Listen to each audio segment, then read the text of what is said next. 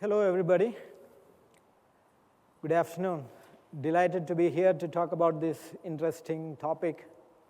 My name is Jason Dominic. I'm the product lead for Enterprise Data Fabric Platforms at Amgen. And with me is Jinesh Kunjuman. He's our product architect. Let me take a minute to talk about Amgen. Amgen is a pioneer in biopharmaceutical industry and remain a leader today. Biopharmaceutical industry make meaningful impact on patients through the intersection of chemistry, biology, engineering. And at Amgen, our mission is simple, to serve patients. And we try to do that with medicines that treat serious illnesses, particularly with medicines that include proteins, monoclonal antibodies, etc. So producing safe, reliable macromolecules like we produce is a complex process, and it has stringent guidelines or regulations from the drug discovery till we get the drug to the patient. So when we talk about biotechnology, it is a process by which medicines are produced in living cells, and that's where it is different from traditional pharmaceuticals. We produce proteins, monoclonal antibodies on a living cell, and that is what is finally delivered to a patient. So it is not just the product that we make, the process is also very complex, and it is fully regulated each step of the way. And not just the process, the data generated at each step of the way is also regulated. And that's why we have this topic today. So let me talk specifically about a few things about Amgen. We focus on six major therapeutic areas. We serve we directly serve patients with serious illness in more than 100 countries. And some of our products are on the screen there. We have Kyprolis for the oncology therapeutic area, Repatha for the cardiovascular, Otezla for inflammation, Prolia for bone health, to name a few. Let's take a quick look at our governance journey so far. We started with our enterprise data lake 10 years back with Cloudera on-prem. Then in 2017, 2018, we migrated to AWS, and AWS for storage and infrastructure, and Databricks for compute. So AWS Glue was driving our, that was our catalog, driving our governance.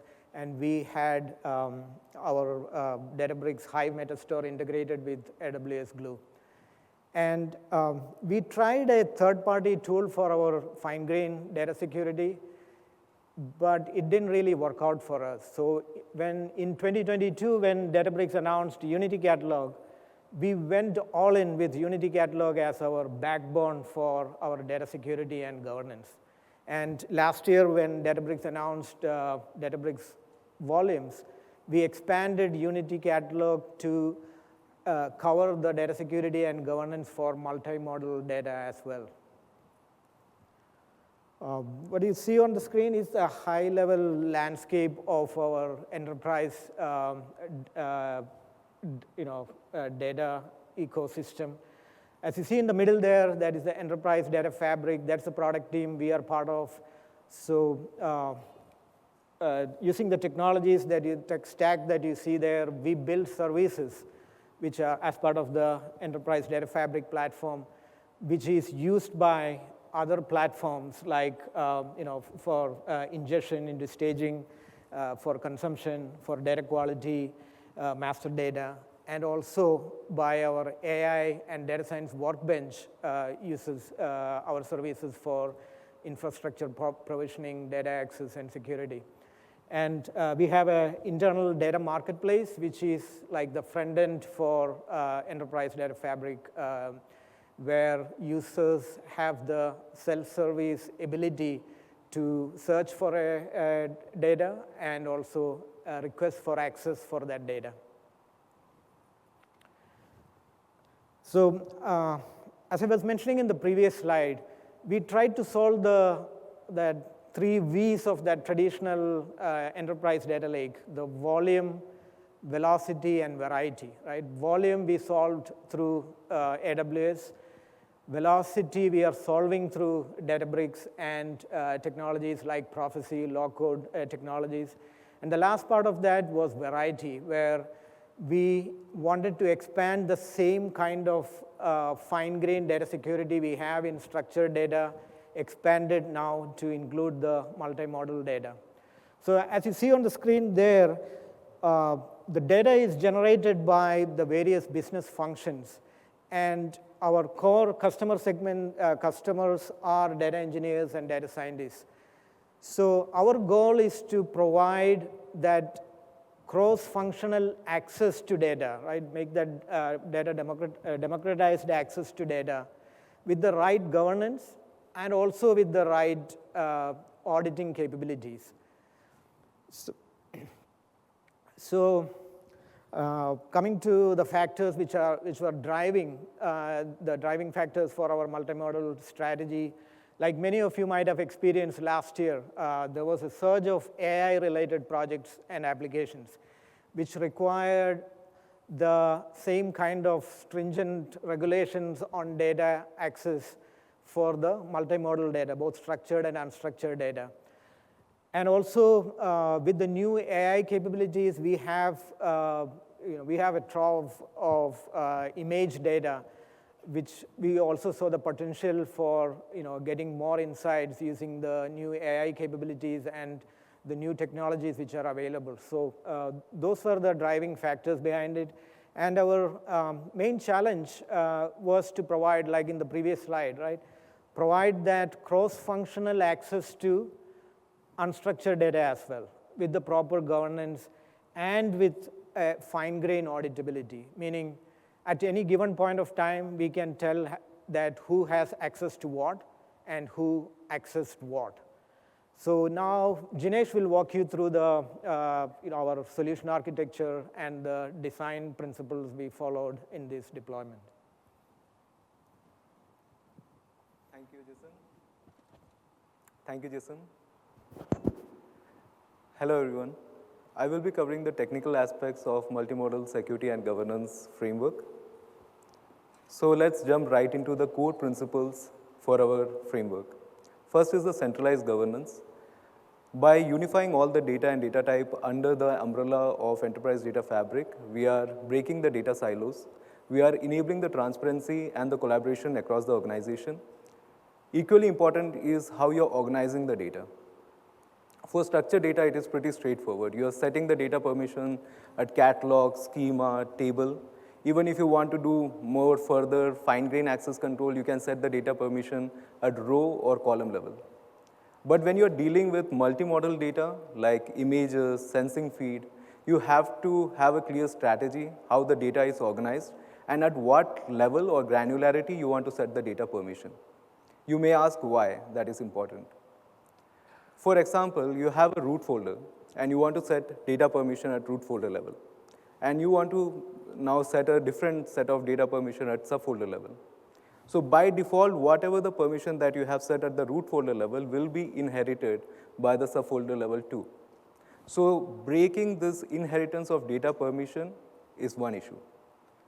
Now, from Databricks' point of view, if you try to create a volume which is already being created at root folder level, you won't be even able to create a volume at subfolder level. Matter of fact, if you try to create a volume which is overlapping with the existing volumes or existing external table, you won't be able to create that. And that's why you need to be intentional how you are organizing your data, and it need to match with the business goal and the security needs. If you are not getting this right from the start, you are risking confusion and future rework. So upfront organization is non-negotiable. Standardization is equally important. By following unifying naming conventions, standard metadata practices, it helps us to set rules at scale and avoid chaos down the line. Data ownership and accountability. Even before the data lands in the centralized governance, we make sure that we identified who is the data owner and who is the data steward, so we can do the management of permission and data enrichment. Data accessibility. Once the data is being provisioned to the authorized user, we are making sure that the governed data access should be seamless, fast, and simple, and secure. Transparency drives trust. So auditability is another cornerstone. So we are making sure that we know that how the access is being provided to who, what, and when. But we are not just just tracking the permission. We are also actually monitoring the usage to make sure that there is a full visibility that how the data is being used, which is required for the stringent compliance and governance process that we follow in Amgen. Finally, we have a framework which is built to adapt. So as the Databricks and the broader tech system ecosystem brings new solution, we will be able to integrate it seamlessly with our framework without disrupting our platform. So now let's see how these principles turn into action. Let me walk you through our reference architecture and what makes it tick. So it all starts with data producer, could be generating anything from Amgen, internal data, public data, proprietary data, confidential, and even the data which is being shared to us by the external data partners. So you can understand we are dealing with all different data types.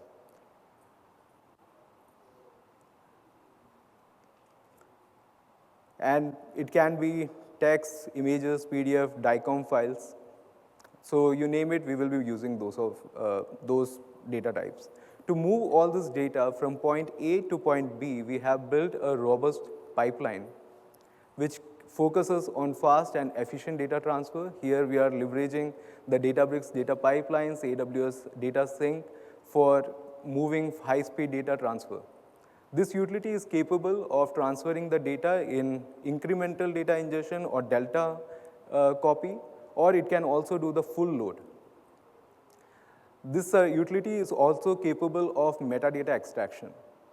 The metadata extractor leverages the image processing packages to extract metadata from files like images, DICOM images, and finally funnel this metadata into the centralized metadata store, which is used for the data searchability and data discoverability.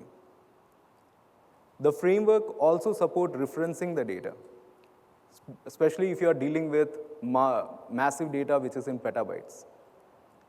We identify and we work very closely with the business also to make sure that we are aligned how the data is organized and what granularity they want to set the data permission.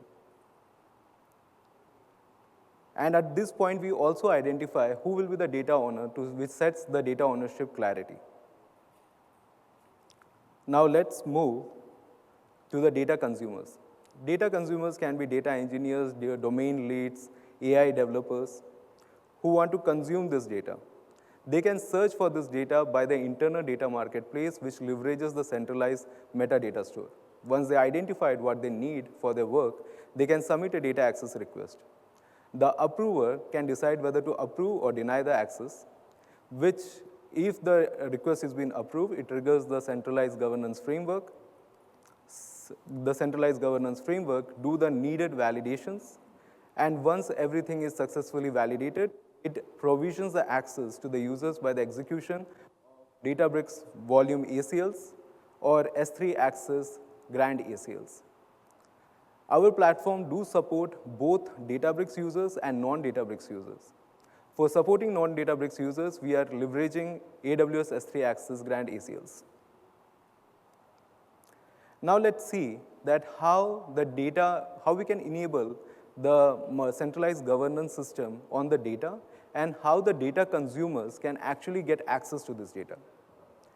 It all begins with the data owner bringing a new data which they want to enable the centralized governance on. The process is pretty transparent and simple. They can submit a request with some key details like how the data, what the source of the data, how it need to be organized, what granularity you want to set the permission, and importantly, who will be the data owner. This is a completely streamlined automated process. It makes the needed entries to the metadata and security tables, and finally onboard the data to the centralized governance and notify the data owner that it has been successfully onboarded. Once the data has been onboarded, the data consumers can search and discover this data by the centralized metadata store. They can submit a data access request, and it basically triggers our streamlined data approval workflow. The data owner gets notified, and the data owner get all the details, and they can review actually the fine-grained details, how the request has been submitted and by whom, and they can decide whether to approve or deny the request.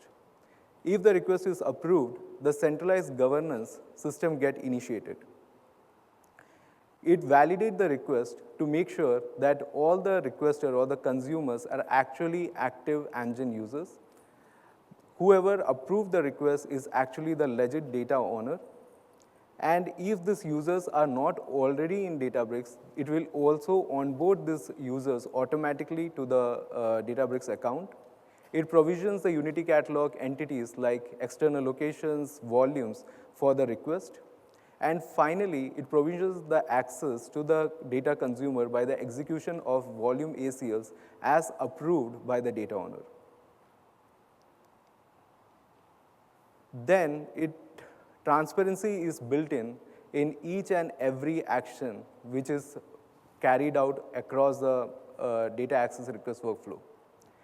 It makes sure that we are able to capture who approved the request to what and when, and at what level of permission. And once this has been set and all logs are being captured in the metadata and security table, the data consumer is notified that their access is ready. Now the data consumers can actually go to their respective Databricks environment and do the research and analysis through the volumes securely, which has been provisioned to them.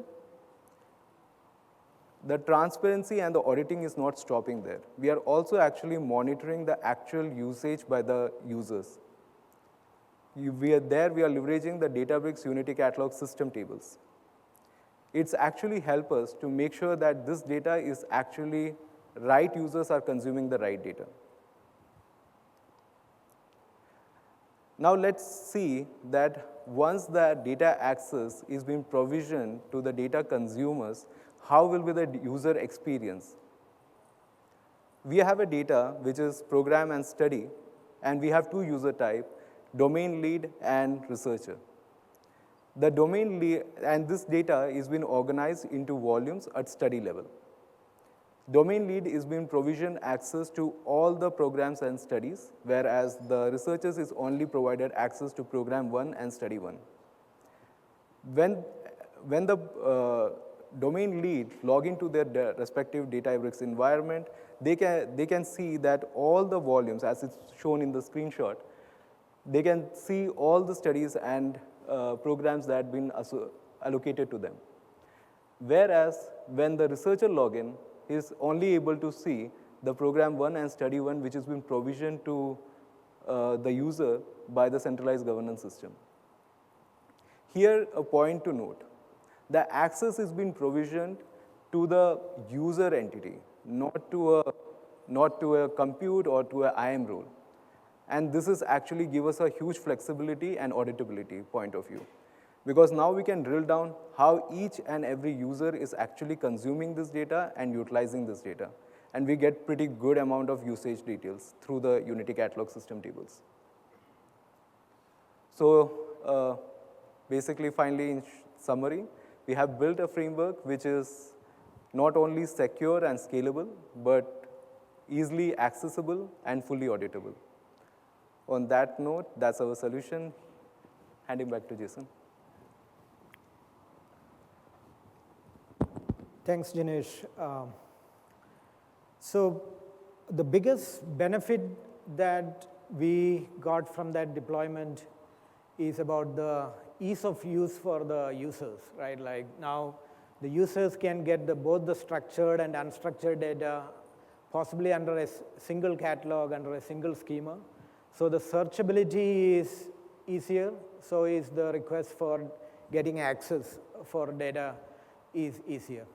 And as I was mentioning before about the stringent regulations, so that's another key benefit from this deployment, right? Whether we have that fine-grained auditability now available for both structured and unstructured data. So at any given point, we can find out who has access to what or who accessed what. So one of the key lessons learned, Jinesh was mentioning about that right in the beginning, that you need to have a blueprint of where you want to have access for this unstructured data, whether in a parent-child relationship, whether it's at the child level or at the object level, right? Depending on that, there may be some technical debt on the product. We are working with Databricks on some of that as part of their roadmap. So that's also a key lessons learned for us. And looking forward, we are further strengthening our fine-grained data security using attribute-based access control, ABAC and RBAC, which Databricks recently announced, and we are expanding our fine-grained capability using that. In our production environment, we enabled Databricks Delta sharing. So it is currently only for the structured data. We wanted to expand that to unstructured data. That's in our roadmap. Then we also enabled the Lakehouse Federation in our production environment. So both Lakehouse Federation and Delta sharing is reducing the dependency to ETL and increasing the speed to market for data. So bringing those catalogs, right, the Delta sharing catalog and the foreign catalog from the Lakehouse Federation, integrating that with our central catalog is a core focus area for us. And that's our presentation for today. Thank you all for showing up this late in the day, and I think you have good things at Meet and Greet. So thanks again. Thank you.